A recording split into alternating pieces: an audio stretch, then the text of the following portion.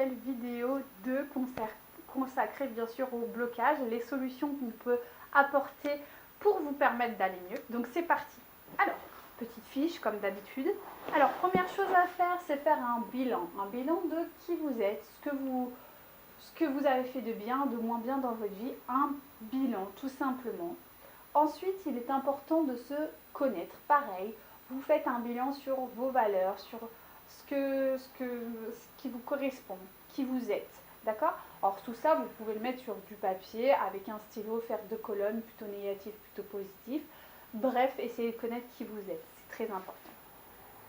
Ensuite, comprendre comment ça fonctionne. Parce que oui, une fois que vous avez mis tout ça en place, il peut être intéressant d'envisager une aide avec X, Y personnes, mais avant ça, il faut comprendre. Comprendre qu'est-ce que c'est, qu'est-ce que je dois mettre en place, est-ce que je dois continuer à voir des médecins et tourner en rond, est-ce que je dois aller voir des médecins et avoir de l'accompagnement peut-être autre, m'informer à travers des conférences, à travers des livres, à travers des foires, à travers, bref, une multitude d'associations, peu importe.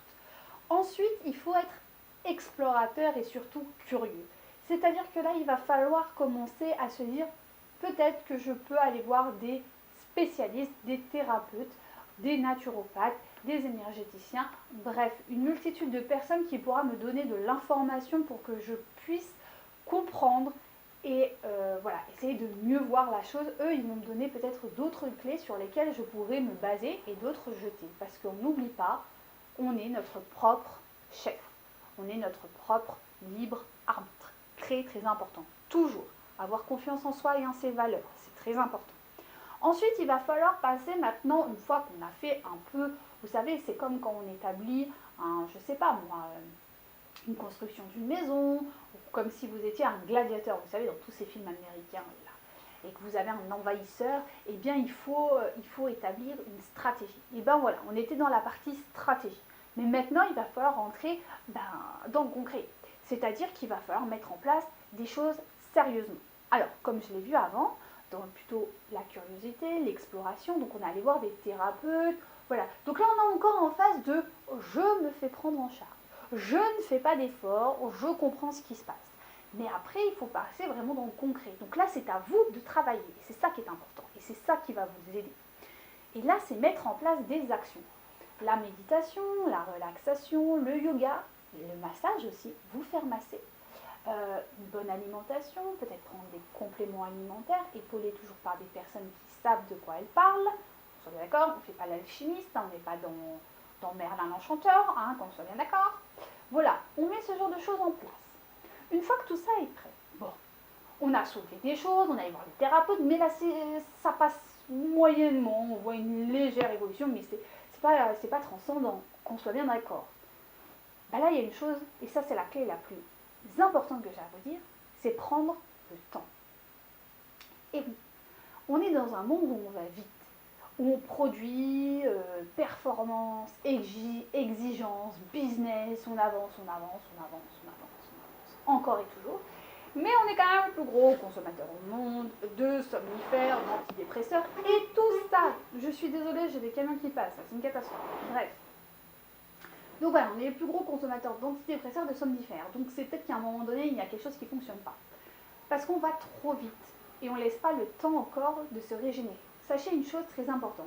Quand vous allez voir un thérapeute ou autre, souvent ce qui se passe, c'est que vous courez chez tous les thérapeutes du coin et vous enchaînez les pratiques. C'est très mauvais pour le corps. Sachez qu'il faut au moins 15 jours au corps pour pouvoir ressentir les bienfaits d'une thérapie. Par exemple, moi, quand je fais des soins ayurvédistes, d'accord, donc c'est l'ayurveda, c'est un peu énergétique, mais on travaille sur des organes spécifiques au travers du massage, mais aussi la vibration qu'ils émettent. Et des chakras, moi je recommande toujours aux personnes d'attendre au minimum 15 jours. Le mieux c'est 3 semaines, mais 15 jours c'est le minimum syndical. Parce que si vous cumulez trop de choses, il y aura trop de choses qui vont se déplacer et vous n'allez pas gérer. Parce qu'on est sur des plans émotionnels, subtils, même des fois physiques, et tout ça, il faut laisser le temps au temps. Soyez respectueux de votre corps. Donc vraiment, acceptez le temps nécessaire dont vous avez besoin. Vous avez un choc traumatique, vous pensez que dans un mois, vous avez, par exemple, vous avez un problème d'affection. vous avez manqué d'affection quand vous étiez plus jeune, du coup, vous recherchez l'affection auprès de tout le monde, vous vous faites jeter par tout le monde et vous voulez régler le problème parce que vous avez, je sais pas, envie de vous marier, vous projeter. Donc vous allez voir un thérapeute qui va travailler là-dessus. Le problème c'est qu'à la fin du mois, vous voulez vous marier, avoir les gamins et être libre comme l'air. Non mais ça c'est juste impossible. Je préfère vous le dire, ça n'existe pas. Et celui qui vous vend ça, prenez votre jambe à votre cou et courez, mais courez, courez. Ça n'existe pas. Il faut toujours au minimum, moi je prends les gens au minimum 3 mois. C'est-à-dire qu'on se voit une fois tous les mois durant 3 mois. Et là, effectivement, on part sur quelque chose de très serein et très bien et très calme parce qu'on fait ses soins en douceur, toujours. Donc voilà, très important à savoir, mais je voulais quand même le préciser. Et enfin, et ça je crois que c'est la chose la plus importante à avoir, vraiment la chose la plus importante que vous devez acquérir aujourd'hui, c'est de comprendre et d'accepter que vous êtes fort. Quoi qu'il a pu vous arriver dans votre vie, quoi qu'il arrive. Et c'est une personne qui a vécu des choses pas cool. Croyez-moi, j'ai un passé qui est sympathique. Hein. Ça a été dur, c'est dur, toujours. Mais je sais que je suis forte et je sais que je me relève tous les jours. Ne doutez pas de ça. On croit qu'on est faible, on croit qu'on n'y arrivera pas, on croit que... Non. La force, c'est quelque chose de très beau. Regardez Moi, j'aime bien parler des chênes parce que je trouve que les chênes, ils sont énormes. Ils sont énormes. Ils sont forts. Ils représentent vraiment la force. Ils sont magnifiques. C'est beau, hein, un arbre, un chêne. C'est magnifique. Pourtant, c'est fort. La force peut être vraiment quelque chose de très beau, à condition qu'on l'utilise dans le bon sens. Donc, soyez vraiment ouverts à ça. Si vous êtes dans des difficultés, vous vivez du harcèlement, vous avez envie, je ne sais pas, de mettre fin à votre vie, vous avez, j'en sais rien, c'est très dur, vous vivez des violences. Faites-vous accompagner et prenez le temps. Et parlez, communiquer, c'est très important. Mais ne doutez jamais de vous, jamais, au grand jamais.